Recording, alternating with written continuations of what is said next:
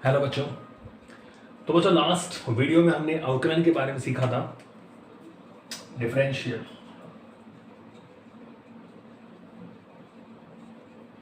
Okay,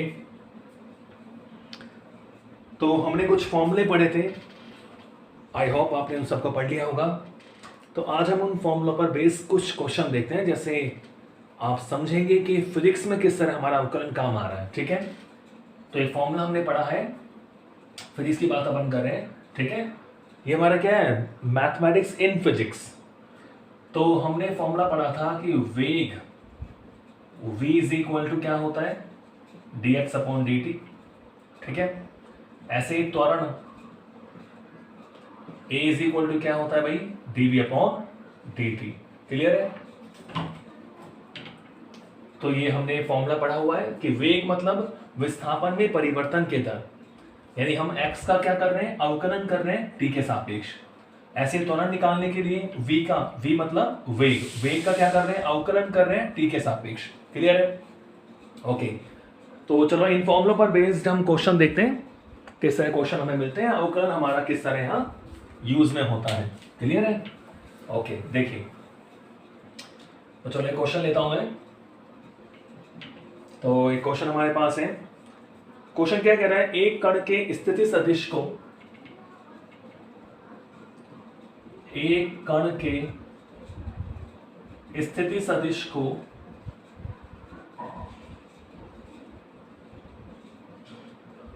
ठीक है, स्थिति सदिश को SI मात्रक में समय के रूप में, स्थिति सदिश को SI मात्रक यानी मीटर,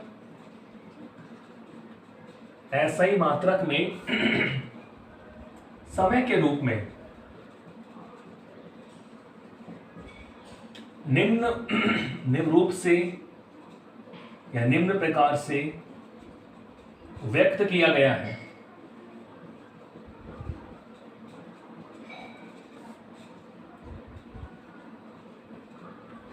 ठीक है, तो ये हमें दे रखा है आपके पास क्वेश्चन, एक कण के स्थिति सदिश को SI मात्रक में समय के रूप में निम्न प्रकार से व्यक्त किया गया है। ठीक है, तो क्या कह रहा है आपसे कि स्थिति सदिश R is equal to, question क्या कह रहा है, t cube i cap plus बच्चों 4t square j cap plus 7k cap. ये आपको R वेक्टर की वैल्यू आपको दे दी इसमें। ठीक है, सदिश होता है स्थिति सदिश, R vector is equal to t cube i cap plus 4t square j cap plus 7k cap. Question क्या कह रहा है, कण का तात्क्षणिक वेग व तात्क्षणिक त्वरण को समय के फलन के रूप में व्यक्त कीजिए। क्वेश्चन क्या कह रहा है, कण के तात्क्षणिक वेग एवं तात्क्षणिक त्वरण को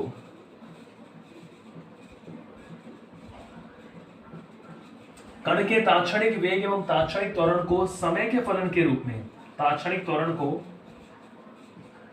समय के फलन के रूप में व्यक्त कीजिए। कण के तात्क्षणिक वेग व तात्क्षणिक त्वरण को समय के फलन के रूप में व्यक्त कीजिए। ठीक है, ओके, तो क्वेश्चन क्लियर है आपको। देखो स्थिति सदिश आपको दिया हुआ है, यानी विस्थापन आपको दे रखा है मीटर में, आपको उसका वेग निकालना है और क्या निकालना है, त्वरण। ठीक है, अब आप ये सोच रहे सर ये आई कैप जे कैप के कैप क्या है, ये अपन वेक्टर में पढ़ेंगे, फिर भी मैं आपको थोड़ा सा बता दूं। तो जैसे ही निर्देश तंत्र होता है, ये मैंने आपको निर्देश तंत्र में पढ़ाया था, ये पता है आपको, ये एक्स अक्ष होता है, ये वाई अक्ष होता है और ये जेड अक्ष। तो एक्स दिशा में एकांक सदिश क्या होता है, आई कैप, वाई दिशा में एकांक सदिश क्या होता है, जे कैप, और जेड दिशा में एकांक सदिश क्या होता है बच्चों, के कैप। तो ये वेक्टर, ये जो आई कैप है, ये एकांक सदिश है, वो दिशा को बता रहा है। तो इसका मतलब ये है कि आर वेक्टर का एक्स दिशा में मान कितना है, टी क्यूब, वाई डायरेक्शन में वैल्यू कितनी है, 4t स्क्वायर, और जेड दिशा वैल्यू कितनी है, 7। ठीक है, ओके, तो हमसे कह रहा है तात्क्षणिक वेग और तात्क्षणिक त्वरण निकालिए। तो देखो अवकलन की सहायता से हम तात्क्षणिक वेग यानी किसी क्षण पर वेग और किसी क्षण पर त्वरण निकालेंगे। तो देखते हैं, देखो। ओके, तो देखो जो वेग का फॉर्मूला होता है v इज इक्वल टू, यह हमें r के रूप में दे रखा है, तो मैं क्या लिख दूंगा, dr अपॉन dt, क्योंकि मुझे यहां x नहीं r के रूप में दे रखा है, तो मैंने क्या लिख दिया, v is equal to dr upon dt। तो हमें वेग निकालना है समय के रूप में। देखो अवकलन करना पड़ेगा।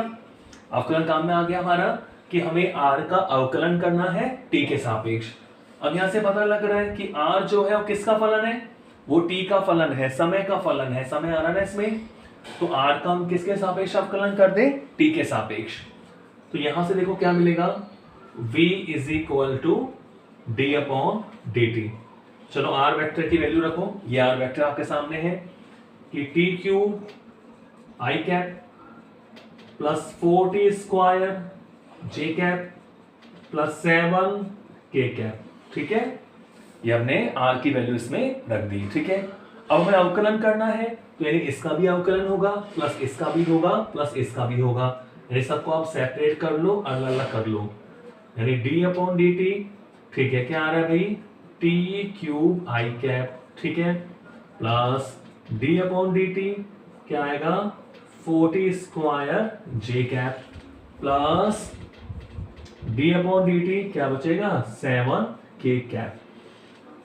ठीक है बच्चों, हमने सबको अलग अलग कर लिया। ओके, अब देखो क्या फॉर्मूला बना, v इज इक्वल टू, अब देखो टी क्यूब का अवकलन करना है भाई, आई कैप तो कांस्टेंट है, टी क्यूब का अवकलन करना है टी के सापेक्ष। तो फॉर्मूला कौन सा काम आ रहा है, बिल्कुल फॉर्मूला कौन सा काम आ रहा है कि d upon d x x raise to the power n। तो इसका क्या फॉर्मूला बताया था कि n x raise to the power n minus 1, क्या घात को आगे ले आओ और घात में से एक कम कर दो। देखो यहाँ x है, यहाँ पर क्या है, t है, तो t क्यूब का करना है t के सापेक्ष, तो 3 को आगे ले आओ, 3 में से एक कम कर दो, तो क्या आ जाएगा 3t स्क्वायर। आई कैप तो कांस्टेंट है, आई कैप को आई कैप रहने दिया। अब देखो यहाँ पर क्या बनेगा, 4, क्या बताया था मैंने, अगर नियत राशि सिंगल आती है यानी उसके साथ कोई फलन नहीं आता, तो नियत राशि का अवकलन क्या होता है, 0।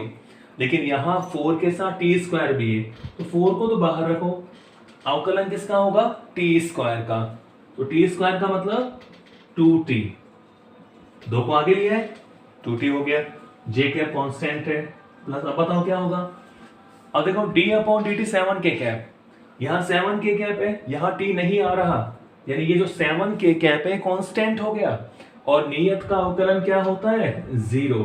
तो बच्चों ये आपके पास जो वेग की वैल्यू मिली है वो मिल गई 3t square i cap plus 4 दूनी 8t जे कैप। तो ये हमें वेग मिल गया समय के रूप में, तो ये हमारा आंसर है। ये जो तात्क्षणिक वेग हमें मिला है 3t square i cap plus 8t j cap, तो ये हमारी velocity in the terms of t। ठीक है, इसलिए इसको बोलते हैं तात्क्षणिक, किसी क्षण पर, instantaneous velocity in terms of t। तो ये वैल्यू हमें मिल गई, क्लियर है। ओके, अब देखो हमें बच्चों निकालना है तात्क्षणिक त्वरण। ठीक है, तो त्वरण कैसे निकालते हैं, वेग का अवकलन कर दो तो त्वरण आ जाएगा। तो चलो अब हम निकालेंगे त्वरण के लिए।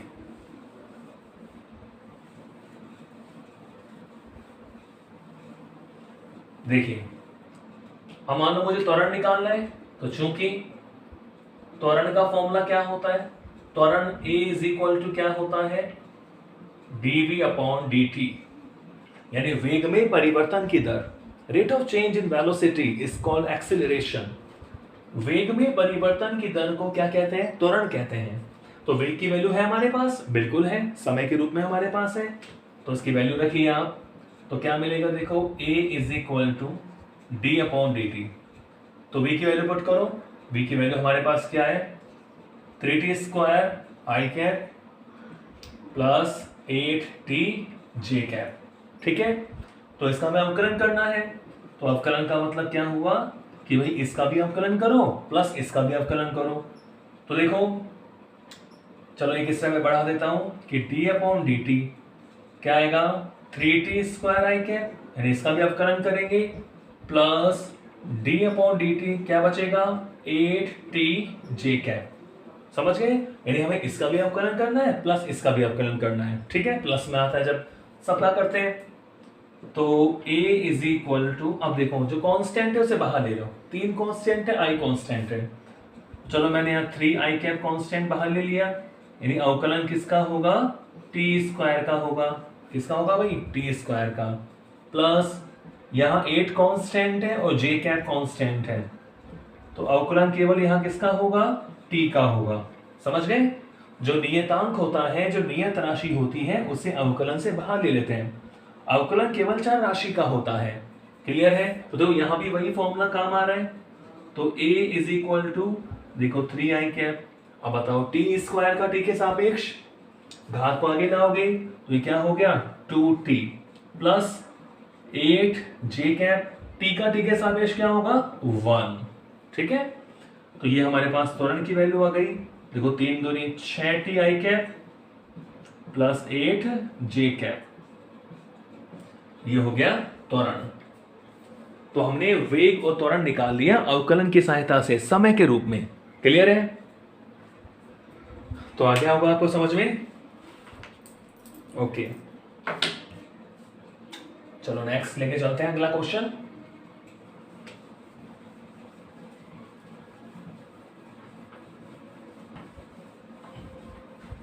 ओके, तो नेक्स्ट क्वेश्चन लेके चलते हैं बच्चों।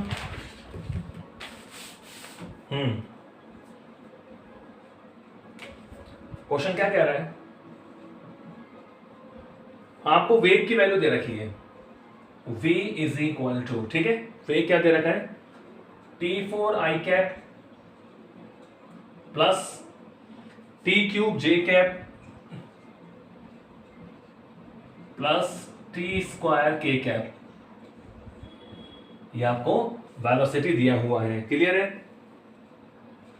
क्वेश्चन क्या कह रहा है कि t बराबर 2 पर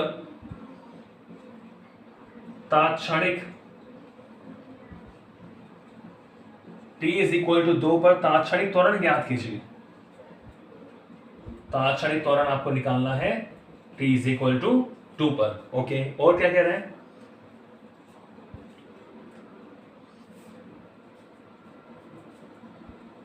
और कह रहा है t इज इक्वल टू 1 पर तात्क्षणिक वेग बताइए।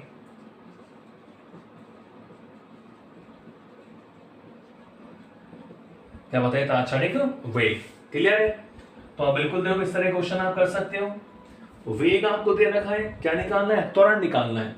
तो क्या होता है फॉर्मूला कि चूंकि त्वरण इज इक्वल टू क्या होता है वेग में परिवर्तन की दर, यानी a is equal to dv upon dt। Rate of change in v with respect to t is called acceleration. वेग में समय के सापेक्ष जो परिवर्तन की दर है, वेग का समय के सापेक्ष जो अवकलन है, उसी को हम क्या बोलते हैं? त्वरण बोलते हैं। क्लियर है? तो a is equal to dv upon dt। तो चलो v की वैल्यू पुट करो। देखो a is equal to d upon dt, तो v की वैल्यू हमारे पास क्या है कि t4i cap plus t cube j cap plus t square k cap. ठीक है, अब वही बात आ गई कि इसका भी अवकलन करना है, प्लस इसका भी करेंगे, प्लस इसका भी करेंगे। क्लियर है? तो यहां से हमें क्या मिलेगा? a इज इक्वल टू, देखो d upon dt t4i cap plus d upon dt t cube j cap plus d upon d t square k cap. Clear है ना? यानी हम हर पद का क्या कर रहे हैं? अवकलन कर रहे हैं।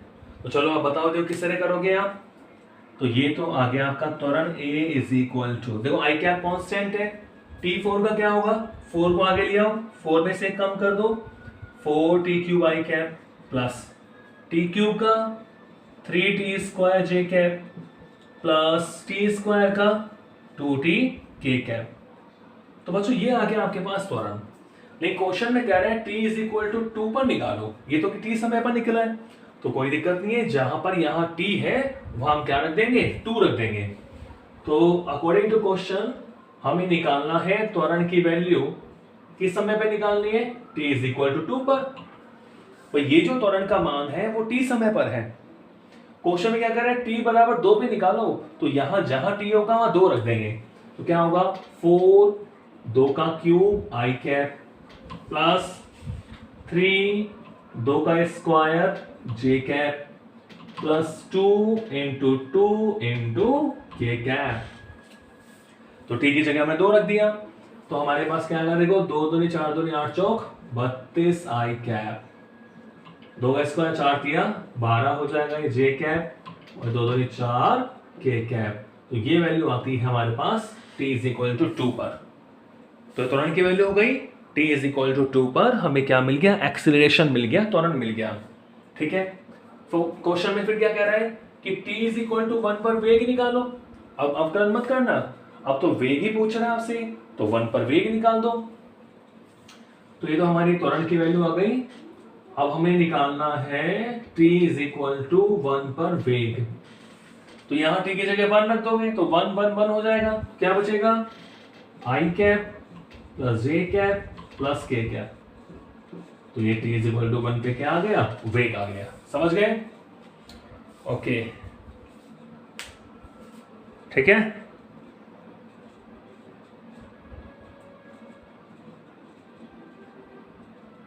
तो इस तरह हमारा डिफरेंशियल काम आता है। चलो और देखते हैं।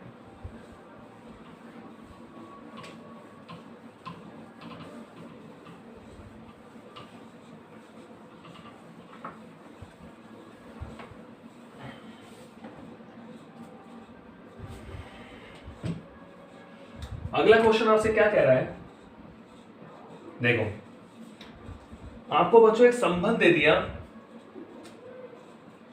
बल F एवं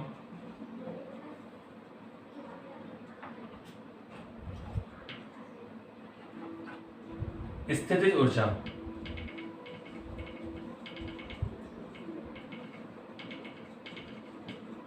U, मैं आपको एक संबंध दे दिया।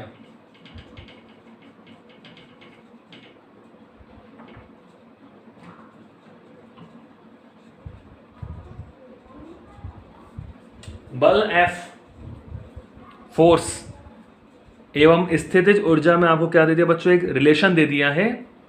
ओके, तो आपको देखो इसमें पहचानना पड़ेगा, ये आपको संबंध दे दिया कि F is equal to minus का du upon dx, F is equal to minus का du अपॉन dx, ये रिलेशन आपको दिया हुआ है। ठीक है, ओके। अब आपसे क्या कह रहे हैं कि यदि u बराबर, यदि आपको u की वैल्यू दे दी कि यदि u is equal to x square sine x है,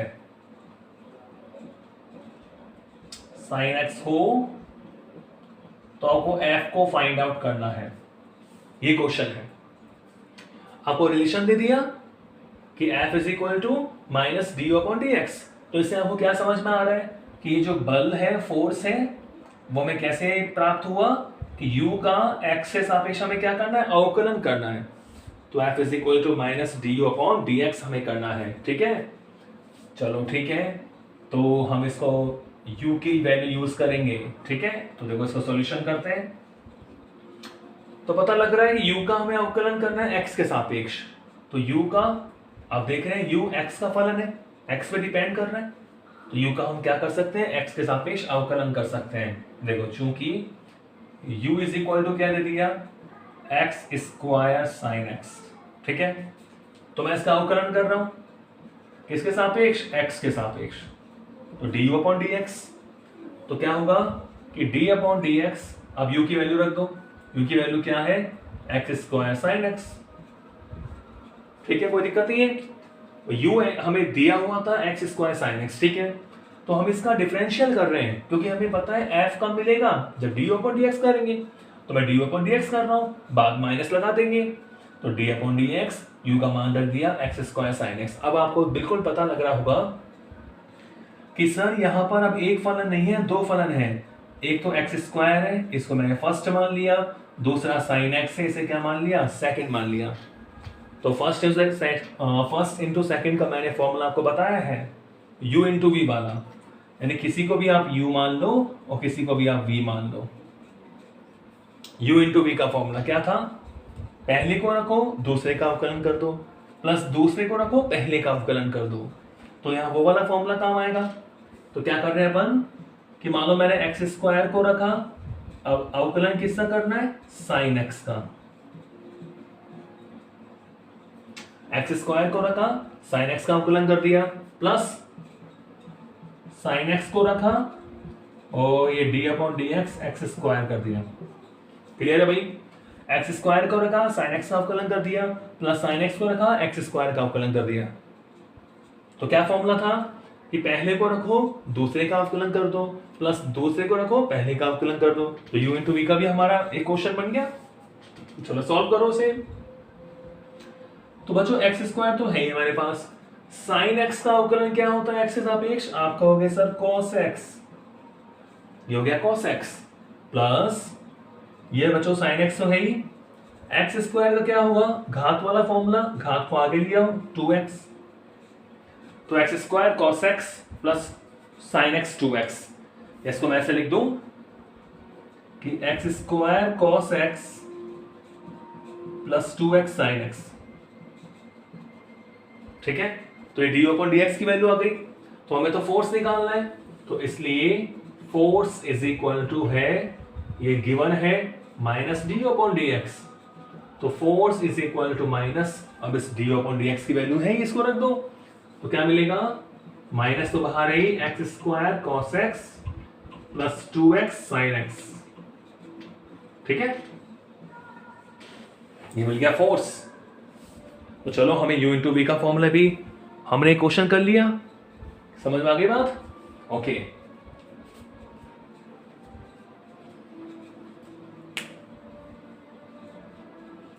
ठीक है,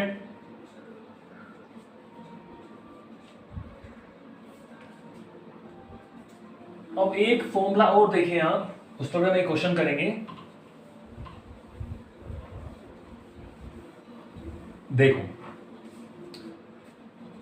सपोज करो आपके पास इस तरह मिल जाए कि d अपॉन डी एक्स अवकलन आप कर रहे हो, और ये मिल जाए आपको एफ ए एक्स, ऐसे मिल जाए d upon D S F A x. बच्चों यहां जो a है ना वो नियत है, ये क्या है, कोई नियत। अभी तक हमने जो फॉर्मूले पढ़े थे वो एफ एक्स से पढ़े थे कि केवल x आ रहा है, साइन एक्स कॉस एक्स। अब मान लो अगर x के साथ कोई गुणांक आ जाए, कोई कांस्टेंट आ जाए, तो क्या करते हैं, पहले तो आप एफ ए एक्स का अवकलन करोगे। ठीक है, तो देखो d अपॉन डी एक्स या करोगे एफ ए एक्स, कोई भी मान आप रख के कर लेंगे एफ ए एक्स को, कोई भी फलन हो सकता है। फिर आपको देखना है अगर क्वेश्चन में x का कोई गुणांक है तो उस गुणांक को आपको गुणा में लिखना पड़ेगा। गुणांक किस में लिखेंगे, गुणा में। देखो कैसे, मैं आपको समझाता हूं। जैसे मान लो मैंने कहा मेरे पास ये आ गया कि d अपॉन डी एक्स, मैंने कहा साइन ए एक्स, ये आ गया, लो साइन ए एक्स, साइन ए एक्स।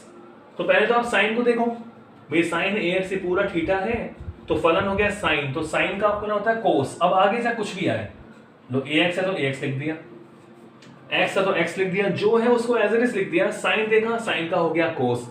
अब आपको देखना है कि एक्स का कोई गुणांक तो नहीं है, पहले गुणांक 1 होता था, तो अब जो मैं बोलने जा रहा हूं कि एक्स का गुणांक कितना है, a, तो भाई जो गुणांक होता है उसे गुणा में लिख देते हैं।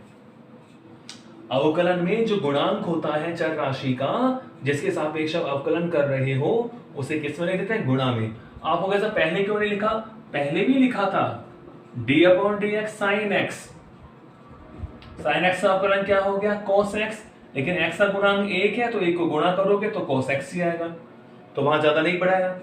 लेकिन अगर कोई अन्य नियतांक आता है तो आप उसे गुणा में लिखेंगे। ठीक है, चलो इस पर एक क्वेश्चन करते हैं। देखो एक क्वेश्चन आपको दे रखा है, स्थिति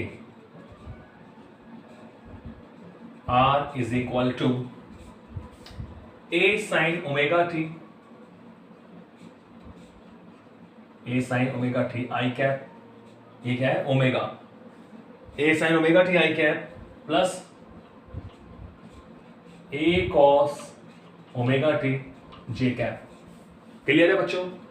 तो ये क्वेश्चन हमें दिया हुआ है कि स्थिति R is equal to a sine omega t i cap plus a cos omega t j cap. ठीक है, कह रहा है ए और ओमेगा कांस्टेंट है, ए और ओमेगा क्या है? कांस्टेंट है, नियत है। ठीक है, कह रहा है वेग और त्वरण निकालिए। तो आपको भाई वेग निकालना है और क्या निकालना है? त्वरण निकालना है। तो करो इसे सॉल्व। क्वेश्चन क्लियर है? स्थिति R आपको दी हुई है, R is equal to a sine omega t plus a cos omega t i और जे के रूप में आपको दिया हुआ है। तो वेग और त्वरण आपको निकालना है। ठीक है, और सोचो कैसे करेंगे। R आपको दिया हुआ है, क्या दिया हुआ है भाई? R। तो आपको क्या निकालना है? V। क्या निकालना है? V निकालना है। तो बताओ फिर कैसे करोगे? बिल्कुल, तो आपको पता है कि sir V is equal to होता है dr upon dt। V is equal to क्या होता है? dr upon dt। तो let's put the value of R। तो बच्चों V इज इक्वल टू, देखो, d अपॉन dt। R की वैल्यू पुट करो तो R हमारे पास क्या है? a sine omega t i cap plus a cos omega t j cap. ठीक है, चलो अब इसका मतलब क्या हुआ कि हमें इसका भी अवकलन करना है प्लस इसका भी अवकलन करना है। ठीक है, ओके। तो हम क्या लिख सकते हैं हमारे वेग को कि v इज इक्वल टू कि भाई d upon d T A sine omega t i cap, ठीक है, plus d upon d T A cos omega t j cap. Clear है? ओके, यानी हमें इसका भी अवकलन करना है प्लस इसका भी करना है। अब आगे चलो। ओके, तो देखो बच्चों v is equal to, a constant है, ए को बाहर ले लिया।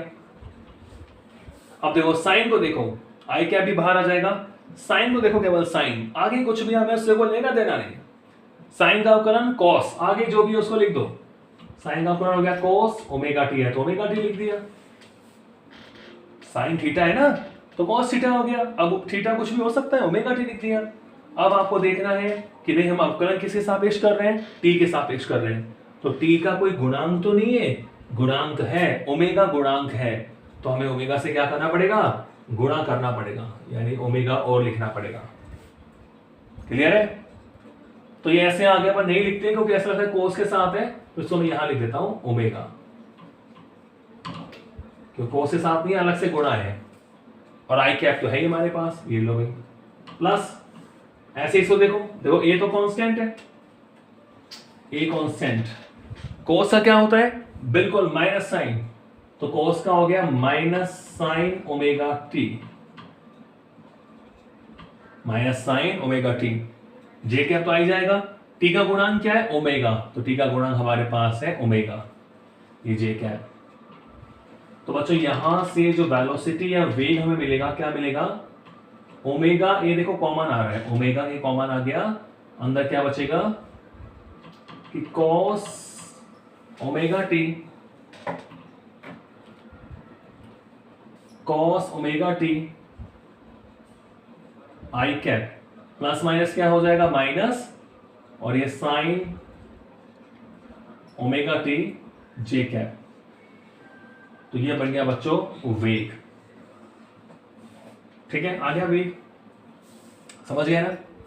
ओमेगा एक कांस्टेंट था, मैंने दोनों में देखो ओमेगा आ रहा है, कॉमन था, बाहर ले लिया। तो ये तो आ गया वेग। अब निकाले त्वरण, तो देखो वेग यहीं से त्वरण निकल जाएगा, क्योंकि त्वरण A इज इक्वल टू होता है dv अपॉन dt। A बराबर क्या होता है? dv upon dt। तो v की वैल्यू इस तरह रखें, तो A is equal to d upon dt। v है ना, ओमेगा बाहर है हमारे पास, cos omega t i cap minus sine omega t j cap. ये ब्रैकेट इसलिए लगाते ताकि आई कैप जे कैप इनके साथ नहीं लगे। तो बच्चों देखो a इज इक्वल टू, अब आप सीख गए थे ओमेगा ए तो कांस्टेंट है, ओमेगा ए को बाहर ले लिया। अब कोसा करोगे, कोसा क्या हो जाएगा, माइनस साइन ओमेगा टी। भाई कोसा क्या हो गया, माइनस साइन, जो आ गया उसको लिख दिया। ठीक है, टी का गुणांक क्या है, ओमेगा, टी का गुणांक है ओमेगा और ये आई कैप माइनस साइन का क्या होगा, कॉस, जो आ गया उसको लिख दो ओमेगा टी। टी का गुणांक क्या है, ओमेगा, ये लो ओमेगा और ये जे कैप। समझ गए। तो देखो यहां ओमेगा भी कॉमन आ जाएगा आपके पास, तो ओमेगा बाहर लोगे तो ओमेगा से ओमेगा इंटू होगा तो ओमेगा स्क्वायर है, तो क्या आएगा ये minus sine omega t i cap और माइनस का cos omega t j cap. So this is the final answer. त्वरण। समझ गए।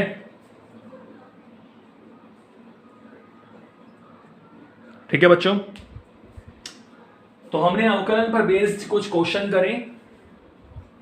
ठीक है, नॉर्मली हम स्थिति यानी विस्थापन, वेग और त्वरण में ही इनको नॉर्मली ज्यादा काम लेते हैं। एक फोर्स वाला क्वेश्चन हमने किया, तो आगे काम पड़ेंगे नेक्स्ट वीडियो में। आप वीडियो देखते रहें, लाइक कीजिए, शेयर कीजिए और कमेंट जरूर कीजिए। ठीक है, थैंक यू।